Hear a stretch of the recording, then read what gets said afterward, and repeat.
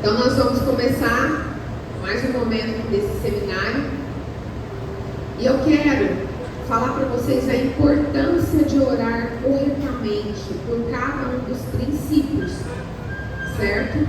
Porque isso,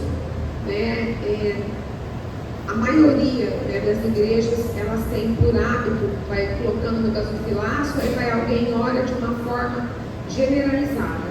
E eu já recebi muitas pessoas falando: pastora, eu fiz uma oferta na igreja, no que eu congrego, e na verdade não aconteceu nada. Por quê?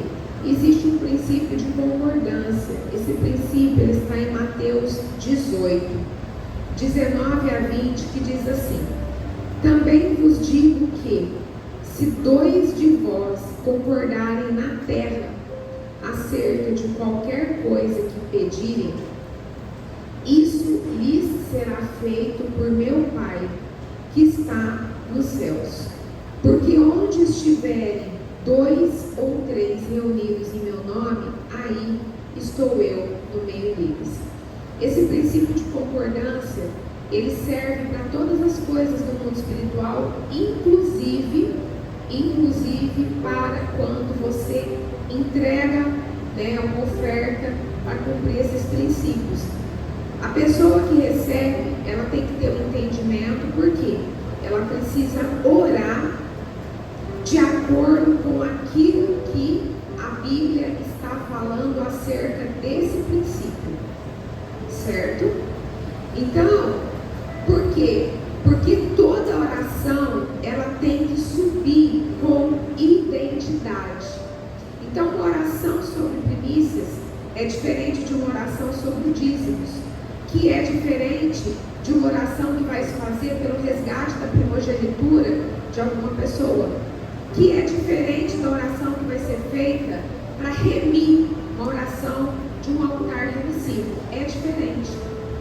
Então, eu acho muito bonito, eu gosto muito quando algum pastor me procura, ouve as minhas ministrações, começa a me seguir, chama, eu tenho 2 pessoas que me assessoram, chama elas e fala: olha, eu quero comprar um livro, eu quero aprender. Isso é muito, eu vejo que isso é louvável perante o Senhor, porque o que acontece? É uma pessoa que está se colocando numa posição de humildade, sabendo que tem que ir mais, porque ninguém tem tudo. Então tem alguns pastores que me procuram ler os meus livros, depois: pastora, você me ensina como que eu faço? Claro que eu faço, claro que eu ensino. Eu envio até pauta de oração, certo? Então, mas é preciso ter esse entendimento, porque senão o que vai acontecer? Não vai acontecer nada.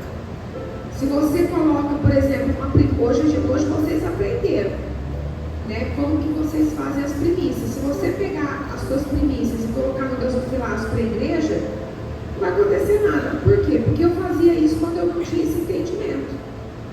Eu não entregava na mão do pastor, do líder, no caso, estou falando isso porque cada pessoa tem alguns que estão debaixo da liderança de apóstolos, outros de pastores. Então, assim, eu não entendia que as primícias eram do sacerdote. E eu fazia tudo errado porque nunca tinham me ensinado o certo.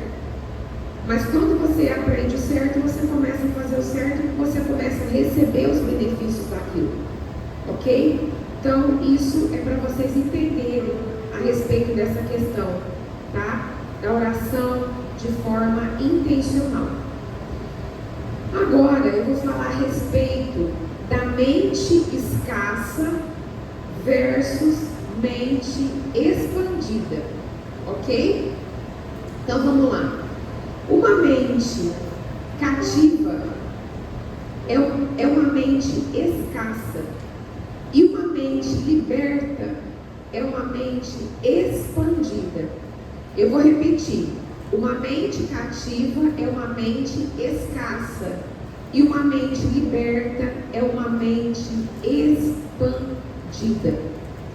E eu quero te dizer que a maior arma de Satanás contra o povo de Deus é a prisão na mente.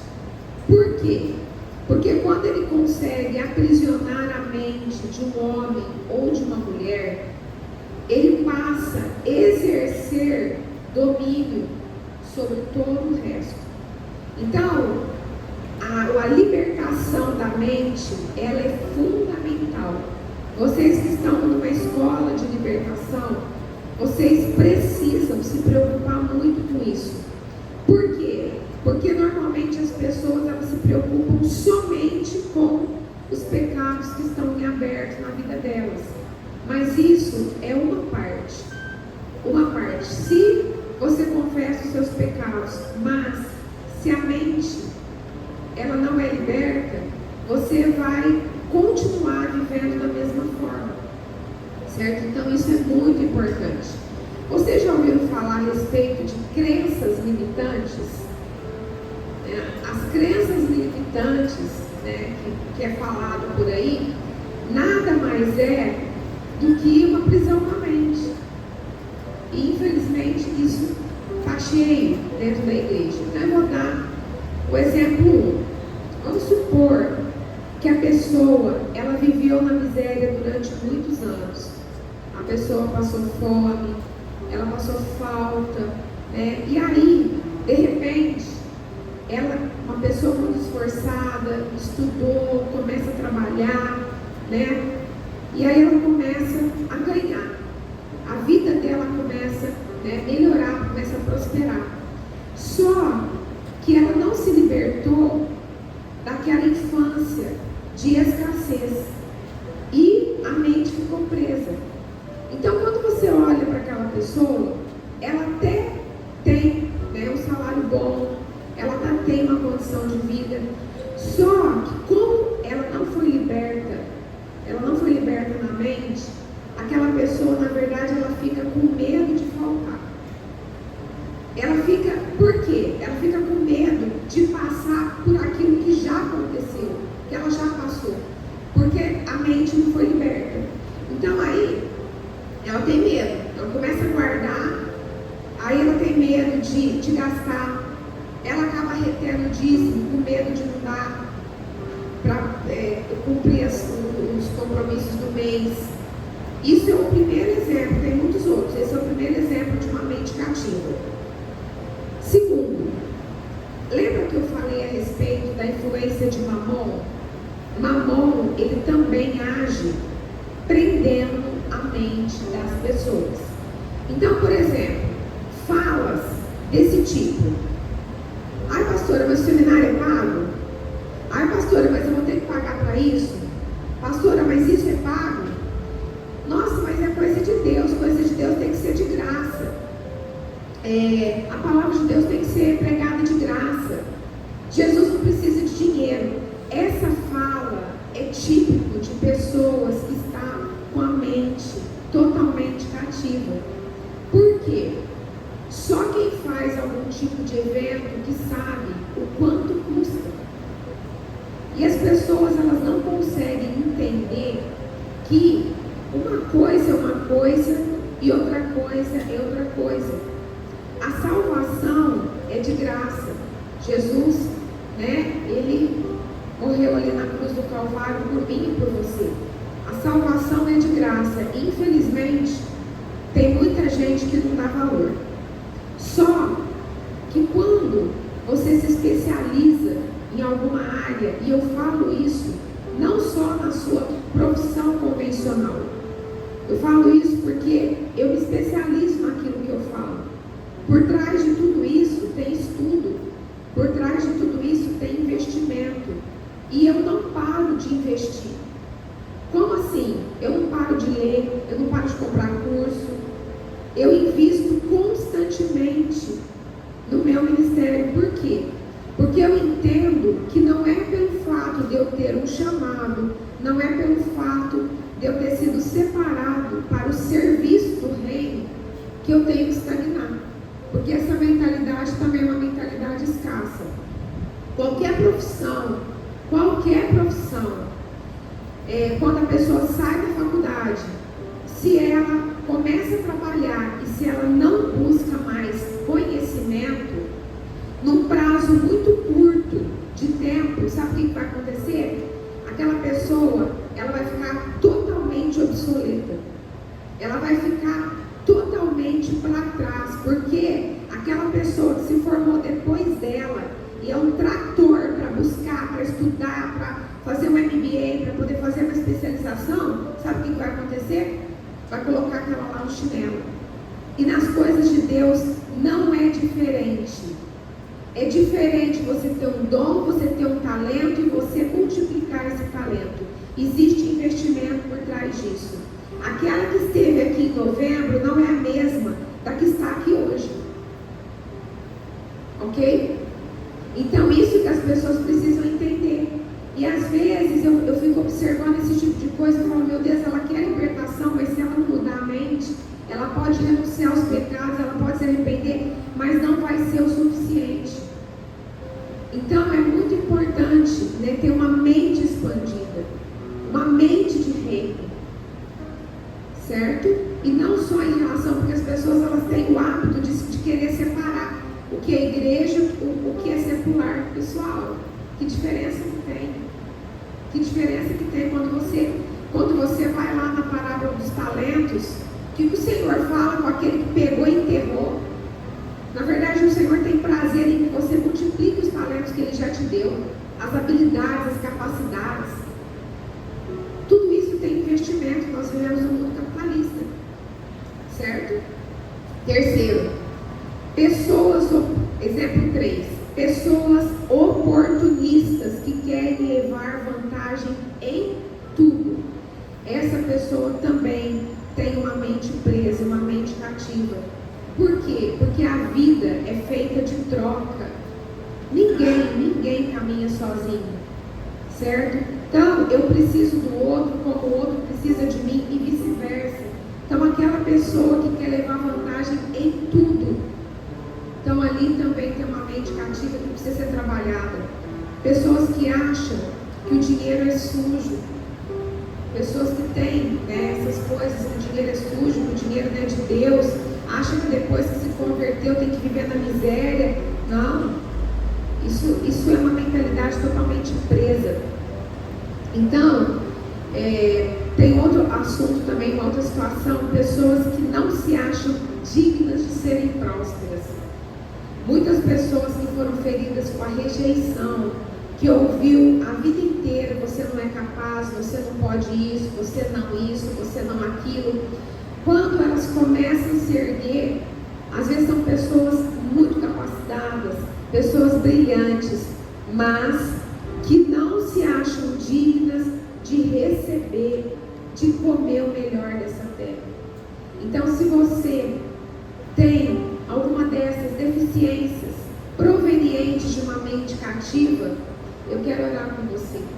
E essa vai ser a nossa segunda oração. Você vai vir para frente. Eu creio que por esses 5 exemplos você já tem como identificar se você tem uma prisão de mente e hoje você vai literalmente falar, eu me liberto disso. Por quê? Porque o Senhor só vai colocar na sua mão na medida que você está preparado para receber. Então você precisa estar preparado para receber, né? É um processo, e às vezes o homem quer pular etapas, mas com Deus não tem. Com Deus não tem essa possibilidade, não. Então é um processo, é etapa após etapa. Então você precisa hoje se libertar. E outra coisa, pessoal, outra coisa que é muito séria também, a pessoa, nós precisamos valorizar o outro. Essa coisa do homem querer colocar preço no trabalho do outro, isso é horrível.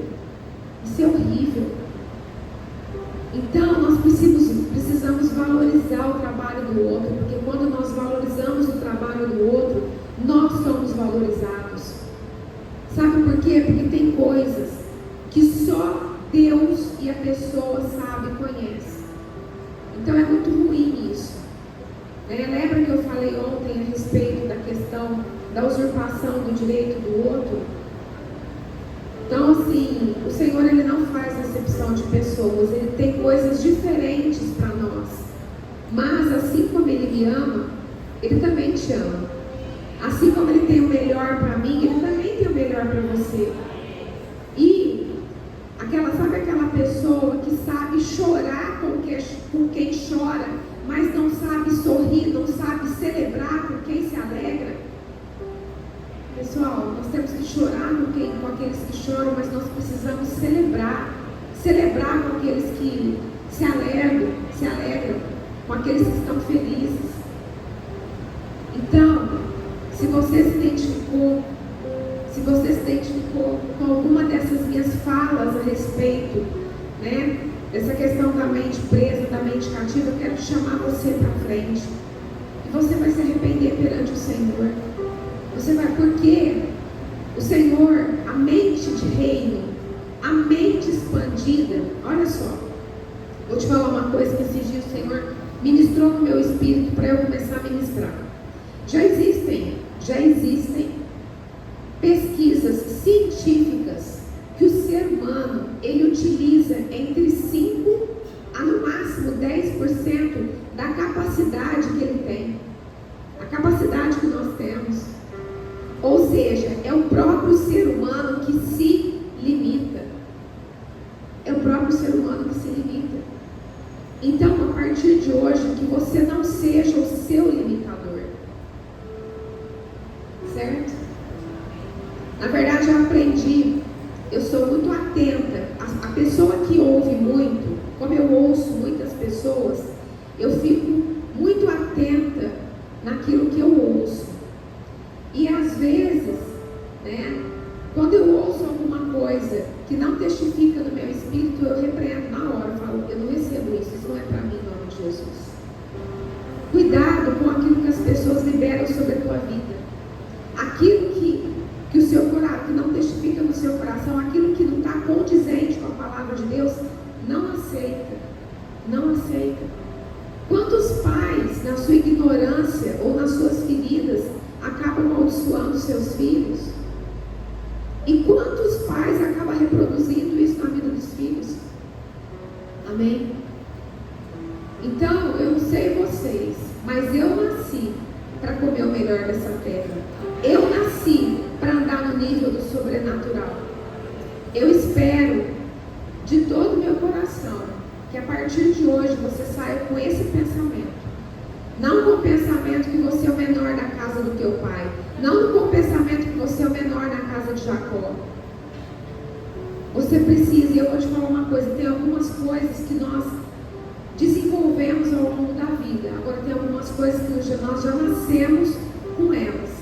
E é muito interessante que eu já nasci com essa essência. Eu lembro que meu pai falava para mim desde criança, minha filha, para rico você só precisa do dinheiro, porque a pose você já tem. Então, mas ele, na verdade, o que ele falava era aquilo que ele via em mim, certo? Então, pessoal, prosperidade tem a ver com mente, não tem a ver com dinheiro. Isso é muito forte. Então, que hoje, e eu quero, antes de falar para você vir para frente, eu quero deixar uma pérola para você. A prosperidade financeira está totalmente ligada à mente de rei, mente de governo, e a escassez, a mente de escravo. Receba essa palavra, isso é ouro. Lembra que eu falei ontem para vocês, quando eu comecei o seminário, que eu ia entregar ouro? Então agora você vai, literalmente, você vai vir aqui para frente, e você vai